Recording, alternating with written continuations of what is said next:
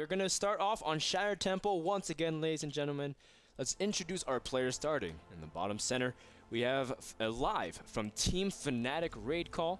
He is a purple Terran, and he's living in Korea right now with the Fnatic team. We talked to Todd, and he says, Alive is, he's kind of hard to practice with because he is so good in practice. Like, he just demolishes people, and that's what the reputation he had for a while as a really good practice partner. But who do we have in the top center?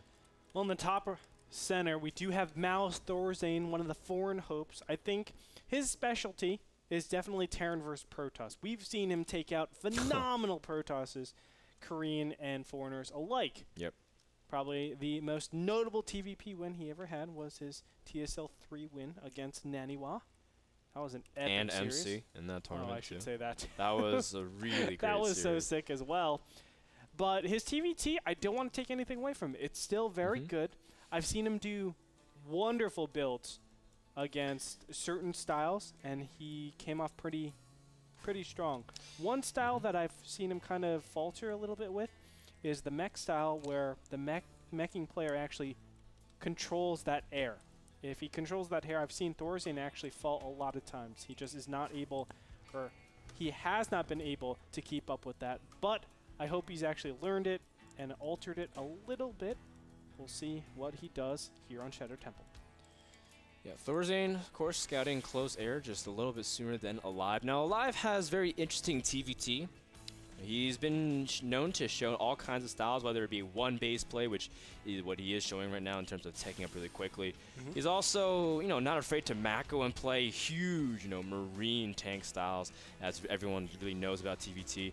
And so he's able to diversify a lot, and that's what makes him really scary, because Alive is very good at both kinds of styles. And I'm curious to see what he's going to bring, as right now we already see a deviation. Thorzain is going for a really quick command center. Alive, revealing that he's going for some kind of one-base tech. Gas first as well, so this is a super fast tech. There's a lot of things that Thorzain has to worry about. One thing he can cut out of the books is Reaper play, and also Reactor Hellion. Reactor Hellion can be pretty strong against a one-basing Terran that's doing this, and then you just kind of progress into some sort of drop play. That's not really going to be a main threat. You can see a tech lab is starting up over here, and he will be going for Banshees. Now, I like Banshees overall. Shattered Temple is an okay map for Banshees, but Thorzain, knowing his opponent, I think he should be able to capitalize off of this. And look at that. 4 racks really quick. 4 racks, wow. He did this in DreamHack against Polt, and he won with it. So, and the reason why is because Thorzain's really confident in his ability to hold off Banshees. He's been really good at thwarting any kind of harass and be able to go for counter pressure and just take a huge economic advantage. And we'll see whether or not Alive can be effective, as his Banshee is just starting right here. And, Shattered Temple is a good map for Banshees, though. Don't get us wrong. There's a lot of airspace to kind of flirt with, or float with, or flirt. Depends on how you choose to. Thing. One thing about Thorzain's build is... Banshees are flirts, by the way. But yeah, they are. One of the things about Thorzain is what? Is that, well, this build, I'm saying. The build actually enables him to be very aggressive in the early game stage. If he can actually get a little bit of map control, he will be able to do a lot here. I like that he's putting down a bunker, playing super safe, but when his Marine count gets pretty high, he's able to force the Banshee to not attack SCVs, because if it's attacking SCVs, he will have a lot of trouble defending the incoming Marine push that is normally pretty prevalent when you're doing a 4 racks build. Wow. Thorzain able to catch one of Alive's Hellions, and Alive actually almost lost a second one too. Does manage to back off. The Banshee is... Where is the Banshee right now? There it is, in the base. And we'll see how good Alive's micro is. It's pretty good, let me tell you. Well, assuming he's able to control. Now, keep in mind, these guys, this is a replay series, so they are playing cross-server. And Alive trying to see if he can kite. Very good job so far. I agree. But it's not able to do the amount of damage that he wants to just yet. But there's a lot of follow-up aggression. As you can see, a lot of units being rallied in the middle of the map. Let's go ahead and check the infrastructure of Alive right now. He is switching back over to Marines. You can see he has his reactor on one of the barracks. And then he has a factory with a tech lab. Interesting choice right there. A lot of times you don't have a lot of gas to work with.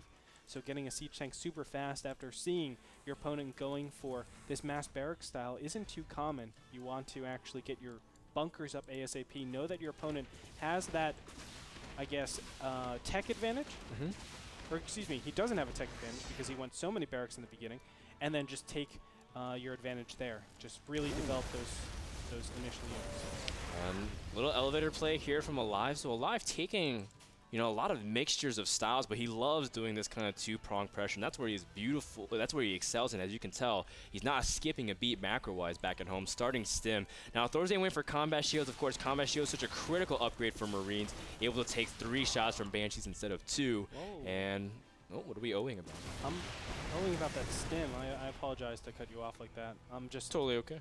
It's all natural, you know. It's all natural. No, normally you don't see stim first, because combat shields overall is just the better one to go to. It's quicker too. It's quicker. It gives you the timing. Faster. Stim doesn't give you the timing. Stronger, leaner. I like it. Yeah. I was waiting for you to catch on to that, Andre, but I have to finish it for you. It's totally cool. At least Kanye's got me. But, you know, this is a follow-up that, again, Polt actually does, and I think Thorzain's the most comfortable with it, and he should be aware of this timing. A lot of Koreans have been, you know, experimenting with it, and they haven't exactly been winning everything with this kind of follow-up, but Thorzain, last time we saw him go up against Polt doing this in DreamHack, he had managed to hit before stim and actually killed a tech lab while I was researching it. So Thorzain, he sees the Marine follow-up, and he knows eventually he's going to have to make a move. Well, he also knows that most likely his upgrades are before his opponents. Now, I think if Thorzain can catch his opponent out in the middle of the map, which he could probably go out there and do something about, then he'll be in a great position. But him staying back like this will give Alive the initiative. So many times I talked about this. It gives him the agency to do whatever he wants when he wants it. Thorzain is going to showcase his movements all throughout the game. So know that you have the combat shields upgrade before your opponent. Your Marines are much stronger, and you can go insert pressure in the middle of the map rather than staying back. Yeah, and we see that Thorzain actually just resorting to sitting back and making sure to get a lot of his upgrades. Now, Shattered Temple is an interesting map for TVT, just because it's actually really possible to split the map directly in half just by the nature of things. But the center is also very wide open. And so, Andre, I mean, talk about Shattered Temple. You're the resident Terran player. What can we expect as we start to see this game envelop, especially going to the mid-game? Well, one thing to note is that Alive went for his second factory. Now, the second factory implies that he will be doing some sort of very heavy 2-base pressure. I can't see him doing anything else. All the gas goes towards these 2 siege tanks, or 2 siege tanks every 45 seconds. That being said, I think Alive is just gearing up for this indestructible push, knowing that his opponent is going for a bio type of style. And with that, he's just looking to end the game there. There's nothing much to it. It's going to be Thorzain's job to assert himself in the middle of the map, make sure his opponent cannot get there, force those counterattacks every single time. If he ever pushes out, then Thorzain's the one that's going to punish his opponent. If he wants to walk across the map, well, my units are ravaging your base for that entire time, and also I know your attack is coming. The key to this is Alive must stay defensive. He must make sure that his opponent doesn't get any successful attacks. And if he can just get a quick win like this, if he can actually be really cost efficient here, then he'll be in a great position to counter push. Oh, and he's hugging the right side, trying to avoid that siege tank. Alive knows he has to reposition. Oh my God. And Thorzain finds the exact moment and position to strike. The tank is not going to get siege. This is almost a flashback to the exact same thing, other than the fact that Thorzain would manage to take out Stim as well. Alive under heavy pressure. And Alive, is he going to lose his commands there? He might not even do that. Wow. A great snipe on the siege tank as well. Thorzain is playing very well. Oh my gosh, I cannot believe what we're seeing. Alive just did not have enough siege tanks in the front. I don't know why he kept so many siege tanks behind. He had like 3 siege tanks just defending against drops. And you can see this. Thorzain is just the master of splitting Marines and making siege tanks virtually worthless. Wow. And now the Marines are inside the base. The naturals cleaned up. This is perfect play coming out from Thorzain, and almost an inevitable win. Yeah, Alive is now down to 60 supply. Thorzain still strong at double that. And Fnatic Alive now back into a corner. This is a thing we don't usually see out of him. The IPL 4 champion calls GG. Thorzain takes game number 1 and the momentum in this best of 3 series. God. I cannot believe we just saw that. Well done. I cannot believe we just saw that.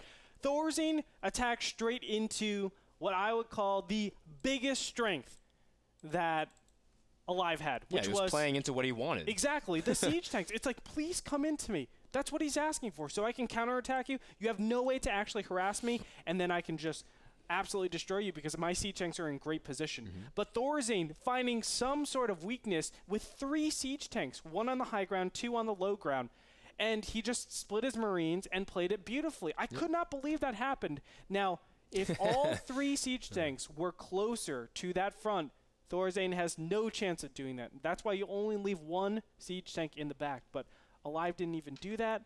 My God, I have such sick chills from that game. Yeah, Thorzain also utilized his scans very well, making sure to patiently wait at the proper time to strike. Thorzain showing why he deserves to be the DreamHack champion thus far, but he still has 1 more game to prove it and take the series. Thank you so much to his sponsor of that game, Kingston HyperX, for providing memory and SSD. Calm down. We still have 2 more games potentially left. Kingston HyperX for providing memory and SSD here at NASL Season 3, as well as their general support for esports. Check them out at kingstonhyperx.com. We'll be back with game number 2 in this TVT series. Who will take it? Will Thorzain close it out? Find out after these messages.